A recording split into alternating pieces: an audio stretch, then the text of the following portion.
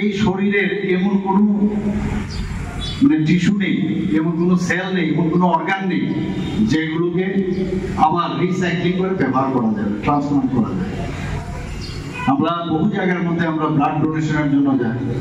আমি একবার বলেছিলাম যে সমস্ত জনপ্রতিনিধিদের কাছে আমি আহ্বান করব, কারণ জনপ্রতিনিধিরা কিন্তু অ্যাম্বাসেডর অফ দ্য পিপল। তারা যদি সব জায়গায় গিয়ে বলে আপনার দেহ দান করে, এবং তারও একটা নির্দিষ্ট সময়ের মধ্যে, কিন্তু যে চক্ষুদান করলে নির্দিষ্ট সময়ের মধ্যে চক্ষুর যেটা ট্রান্সপ্লান্ট হবে সেই অংশটা নিয়ে আমার একটা গোল্ডেন আওয়ার।